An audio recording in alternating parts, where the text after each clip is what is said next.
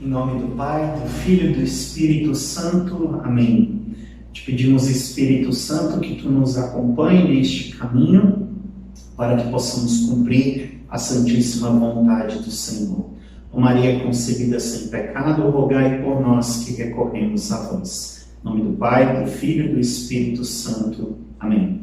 Olá, irmãos, novamente nos encontramos para a continuidade do nosso curso sobre a exortação apostólica pós-sinodal Evangelii Gaudium do Santo Padre, o Papa Francisco.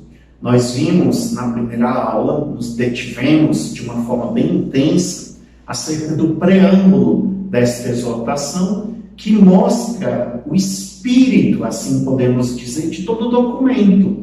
O espírito da alegria, o espírito da missionariedade, o desejo do coração do Santo Padre, o apelo do Espírito Santo para uma igreja renovada, uma igreja missionária, uma igreja de portas abertas. Hoje nós veremos o capítulo 1 e o capítulo 2 deste documento.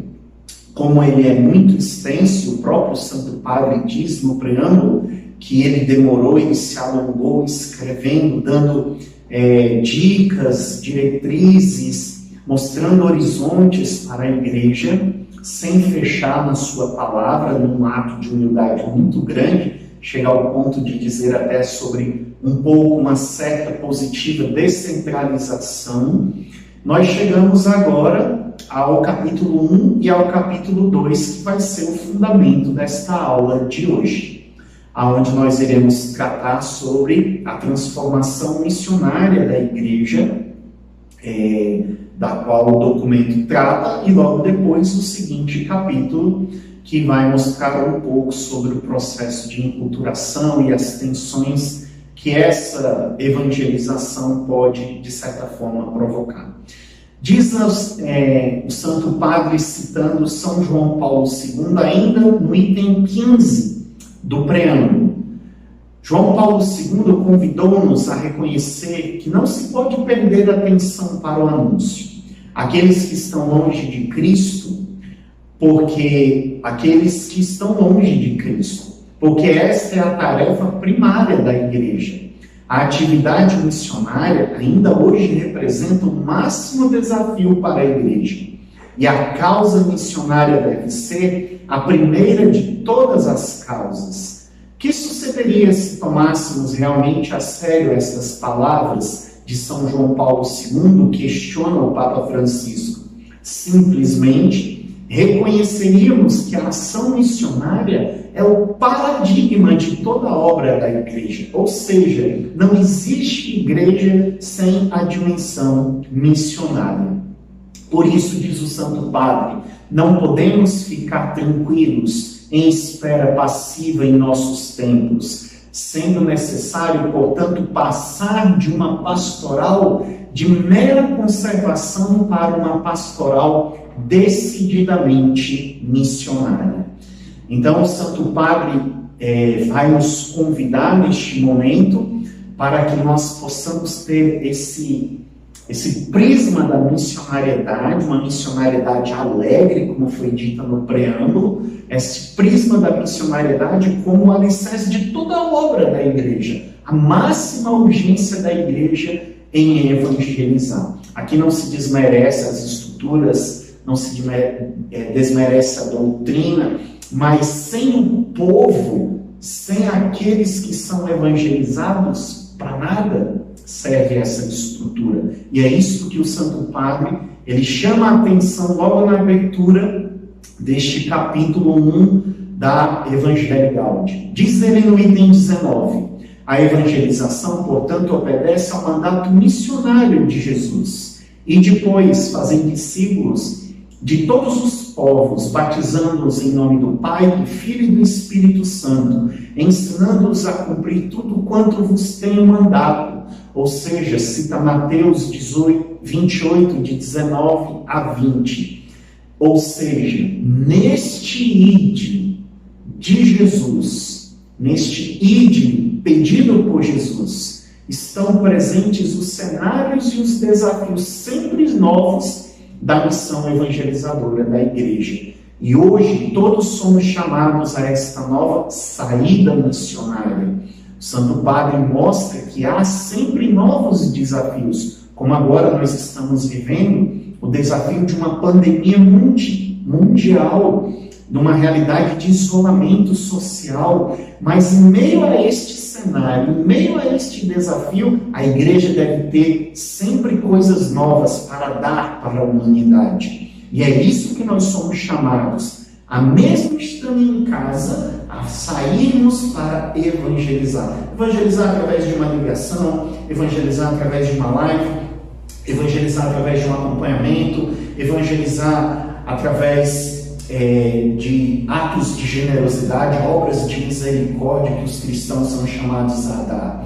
Por isso, no número 20, o Santo Padre diz: cada cristão, cada comunidade há de discernir qual é o caminho que o Senhor lhe pede, mas todos somos convidados a aceitar esta chamada do Senhor, sair da própria comodidade e ter a coragem de alcançar todas as periferias que precisam da luz do Evangelho. Ou seja, mesmo com este cenário tenebroso que nós estamos vendo de incertezas, há uma oportunidade na evangelização.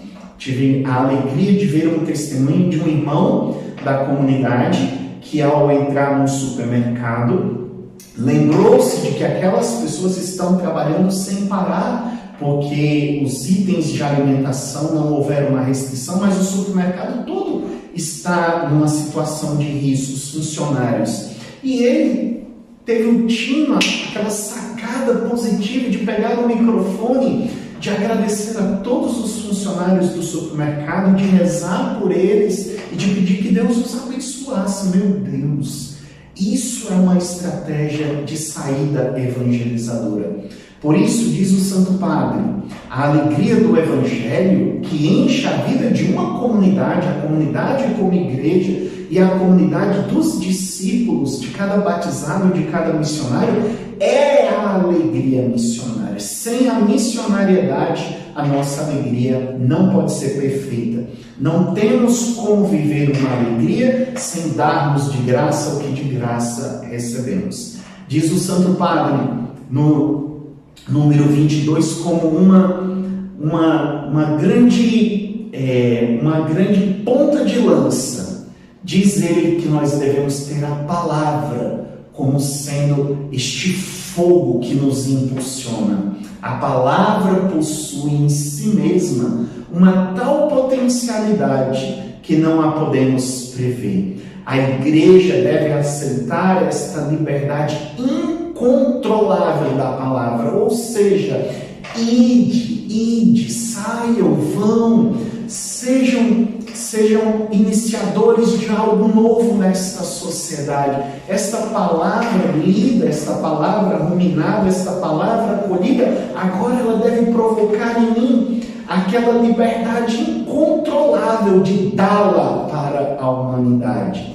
Diz no 23, a intimidade da igreja com Jesus é uma intimidade itinerante e a comunhão reveste essencialmente a forma de comunhão missionária, ou seja, a palavra que me alimenta nesta intimidade, este estar com Jesus na vida da igreja, nos sacramentos, vai me levar a este movimento missionário de sair de mim mesmo. Por isso, no item 24, o Santo Padre tem ali a chave de leitura para todo e qualquer bom missionário, todo e qualquer bom evangelizador. Ele, como se inaugurasse uma palavra nova, né? Um neologismo: primeirear, envolver-se, acompanhar, frutificar e festejar.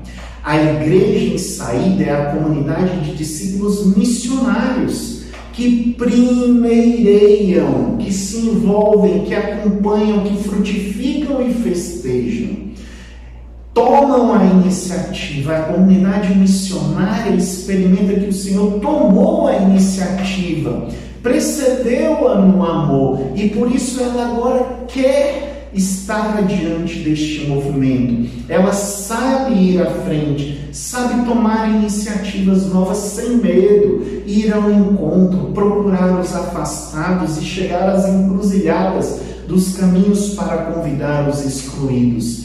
Diante deste desafio, veja a oportunidade que a igreja agora tem de adentrar no mundo digital, nas redes sociais, em todos os parâmetros, de mandarmos e-mail, de fazermos gravações como esta, cursos gratuitos, tudo para evangelizar. Não podemos parar, devemos chegar aos confins aonde o Senhor nos pede para irmos ao encontro daqueles que estão sozinhos, que estão sofrendo, que estão com medo. Meu Deus, que grande oportunidade temos agora de podermos tomar as iniciativas. Eu, você, nós recebi uma mensagenzinha engraçada, né? Aquelas imagenzinhas de WhatsApp, do qual mostrava um diálogo entre o demônio e Jesus, no qual ele dizia: olha, o demônio, com a Covid-19 eu fechei as tuas igrejas. E Jesus respondia: que nada, pelo contrário, eu abri uma igreja em cada casa.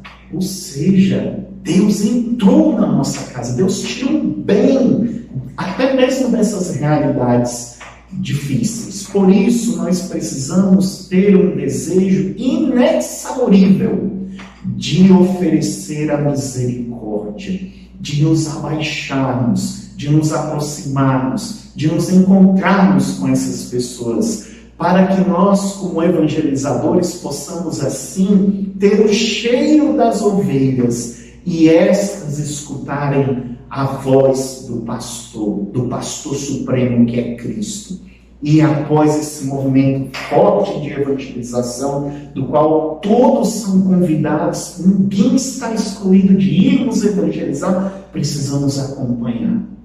Diz o Santo Padre, a comunidade evangelizadora dispõe-se também a acompanhar. Acompanha a humanidade em todos os seus processos, por mais duros e demorados que sejam. Ou seja, nunca desistir de ninguém. A comunidade Shalom, por exemplo, ela tem todo um itinerário espiritual para aquelas pessoas que são evangelizadas, que ao chegarem na obra Shalom, elas possam trilhar um caminho de crescimento para se tornarem testemunhas na igreja e como a igreja no mundo. Este processo de pastoreio, mesmo que leve tempo, como o Santo Padre diz, ele é importante. Por isso, o Santo Padre, neste processo de transformação missionária da igreja, ele diz que nós devemos recuperar a frescura original do Evangelho, encontrando novas formas, novos métodos, e não aprisionarmos Jesus em nossos esquemas monótonos. Meus caros, muitas pessoas têm ficado preocupadas porque artistas seculares estão criando os lives que atraem 1 milhão, 2 milhões, 3 milhões de pessoas. Nós deveríamos estar preocupados em produzir algo muito melhor.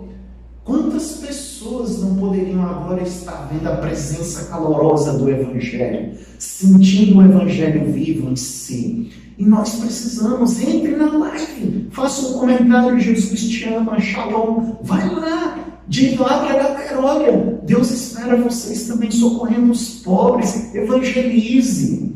Por isso nós precisamos de uma conversão pastoral e missionária que não pode deixar as coisas como elas são ou como elas estão. Vivemos de aparência.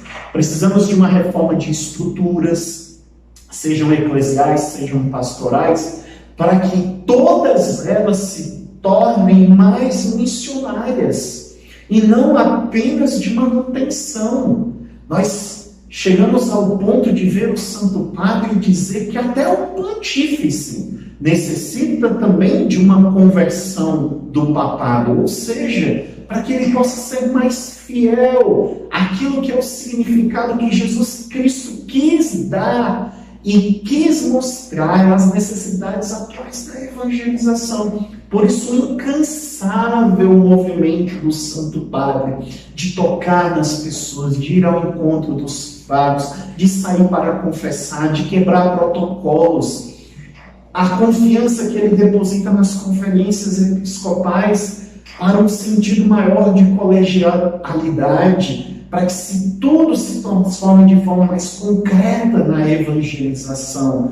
Ele diz que tudo isso ainda não se concretizou e precisa se concretizar. Nós podemos dizer também que nós precisamos dessa concretude de Deus para a evangelização. Chega ao ponto do Santo Padre dizer no item 43 que também é necessária uma saudável descentralização, né? De deixarmos com que o Espírito Santo conduza todas as coisas. Por isso, o maior sinal de acolhimento de Deus é ter por todo lado igrejas, templos de portas abertas, mas igrejas, povo também de portas abertas, para que aqueles que estão à procura ou aqueles que são procurados não encontrem a frieza de uma porta fechada. Meu Deus, depois de tudo isso, evangelizarmos, essas pessoas baterem nas nossas portas e encontrarem fechadas. Não, pelo contrário, abrir as portas dos sacramentos, abrir as portas dos acompanhamentos, abrir as portas da amizade. Por isso o Santo Padre chega a dizer que a Eucaristia não é mais um prêmio para os perfeitos, mas um generoso remédio, um alimento para os fracos. Convicções que promovem também uma mudança pastoral, mesmo com a prudência e a audácia. Dá Jesus aos homens. Reafirma então que deseja uma igreja, mesmo que ferida e suja, por ter saído pelas estradas do mundo, ao invés de ter uma igreja preocupada em ser o centro de todas as coisas e que acaba prisioneira num emaranhado de obsessões e procedimentos. Se algo, diz o Santo Padre, nos deve santamente perturbar, é que muitos dos nossos irmãos vivem sem a amizade com Jesus. Por isso, assim, ele vai concluindo este capítulo 1 e abre o capítulo 2 já dizendo que nós devemos ser como uma mãe. A igreja deve ser como uma mãe de um coração de portas abertas. E aí, analisando a crise do compromisso comunitário, o Santo Padre reivindica o desejo de nós irmos, de nós estarmos lá. E cita algumas realidades, né? O que nós podemos dizer quando vocês forem ler o documento, você vai ver que existem alguns nãos e alguns sims. Podemos fazer até memória ao que Jesus disse, né? Que o seu sim seja sim, que o seu não seja não. Ele diz não à idolatria do dinheiro, não a uma economia que mata, não uma pastoral que aprisiona, e vai dizendo um sim da cultura de encontro, aquela cultura que leva à proximidade, o sim da evangelização e assim por diante. Por isso, não temos tempo para citar tantas coisas, mas vamos ler algumas coisas nessa segunda parte, começando pelo item 78, que o Santo Padre diz assim: as tentações dos agentes da pastoral, as tentações dos evangelizadores. A primeira, o individualismo. A segunda, a crise de identidade. A terceira, o declínio no fervor. A maior ameaça para um evangelizador, para a igreja, é o pragmatismo incolor da vida cotidiana, que muitas vezes parece dizer que está tudo bem, está naquela faixa da normalidade, quando na realidade a fé, ela está se desgastando. Esta é uma ameaça terrível, este pragmatismo.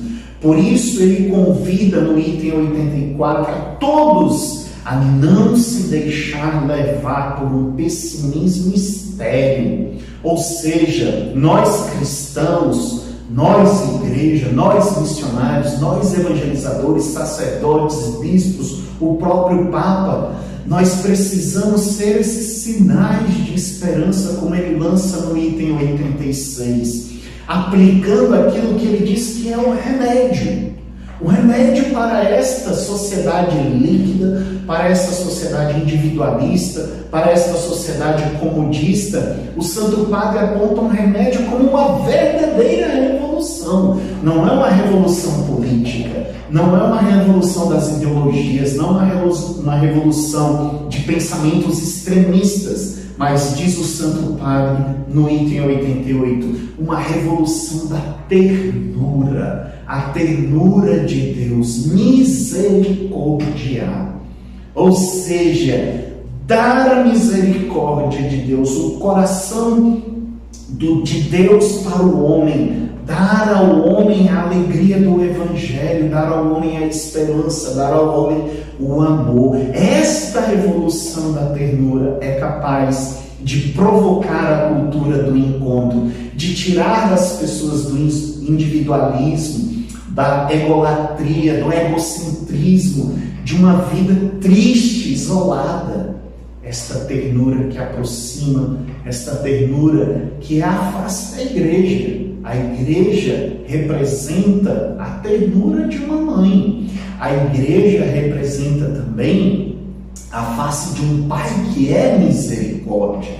Por isso, diz o Santo Padre no item 90, é necessário fugir da espiritualidade do bem-estar que recusa empenhos fraternos. Precisamos também, diz ele, vencer a mundanidade espiritual, que consiste em buscar, em vez da glória do Senhor, a glória humana. Nada na nossa evangelização deve ser feita para nós mesmos. Nada. Tive a oportunidade na difusão do carisma de visitar muitos estados, muitas cidades, muitas dioceses, muitos países, e impressionava-me cada vez que ia para apresentar o Carisma Shalom, no nosso caso, ver o desejo da igreja e das pessoas de algo novo, ou seja, de levarmos Deus para essas pessoas. Por isso nós não podemos, como evangelizadores, como sacerdotes, como bispos, como comunidades, como pastorais, nos sentimos superiores aos outros, porque inflexivelmente fiéis a um certo estilo católico próprio do passado, e em vez de evangelizar, acabamos classificando os outros, queremos dar a doutrina antes da misericórdia. Não é a vontade de Deus para este tempo. Aqui não há nenhum menosprezo do magistério da igreja, das normas canônicas, mas darmos em primeiro lugar a experiência com a pessoa de Jesus Cristo misericordioso. Termos o cuidado com o templo, termos o cuidado com as coisas, termos o cuidado com a liturgia, mas para que tudo isso favoreça a experiência das pessoas com o próprio Deus. Porque senão, diz o Santo Padre, nós corremos o risco de estarmos cometendo uma tremenda corrupção com a aparência de bem. Deus nos livre de uma igreja mundana sobre cortinas espirituais ou pastorais. Por isso, ele lança um apelo às comunidades eclesiais para não caírem nas invejas e ciúmes dentro do povo de Deus e nas diversas comunidades, as guerras, as competições. Cessem, não é mais tempo para isso. Precisamos nos unir, precisamos valorizar o que há de bom em cada um, aquilo que é a expertise de cada um, e juntos chegarmos ao homem deste tempo. Porque senão, questiona o Santo Padre, a quem iremos evangelizar com estes comportamentos? Quem vai desejar receber um peso, um fardo? Se não antes a experiência da alegria, da generosidade, da ternura, do amor. Por isso, no item 102, o Santo Padre vai dizer, sublinha-se então a necessidade de crescer a responsabilidade dos leigos, que antes eram mantidos à margem das decisões por um excessivo clericalismo, uma autoanálise do sumo pontífice sobre a própria estrutura pastoral da igreja. Meu Deus, que beleza hoje vemos os padres contando com os leigos, confiando aos leigos. E isso, ao invés de distanciá-los, os aproximou, os tornou mais forte, deu aos sacerdotes a oportunidade de cuidar daquilo que é o essencial. Por isso, existe a necessidade de se ampliar também o espaço para a presença feminina na igreja. E devemos estar também buscando o protagonismo dos jovens. E aí nós vamos encerrando este documento, o capítulo 2, aonde o Santo Padre vai dizer que os jovens são a resposta para este tempo. Queridos irmãos, muitas das vocações estão se arrefecendo ou se perdendo, ou mesmo não surgindo, porque não há o frescor do Evangelho. Precisamos alcançar os jovens, porque com a empolgação dos jovens virão as famílias, com as famílias virão a evangelização aos pobres, o serviço generoso ao pobre, virá também a mudança de tantas realidades sociais. Aí sim, construiremos uma sociedade nova, um mundo novo. Meu Deus, que Ele nos conceda a graça de, ao lermos este capítulo 1 e 2, tenhamos a imagem deste coração aberto de uma mãe que acolhe os seus filhos e que os transforma pela ternura e pela misericórdia. Esse é o nosso desejo para você e, se Deus quiser, em breve estaremos juntos para mais uma aula onde veremos o capítulo 3 e 4 do documento. Uma boa leitura e que Nossa Senhora, a Mãe da Ternura, lhe acompanhe. Shalom.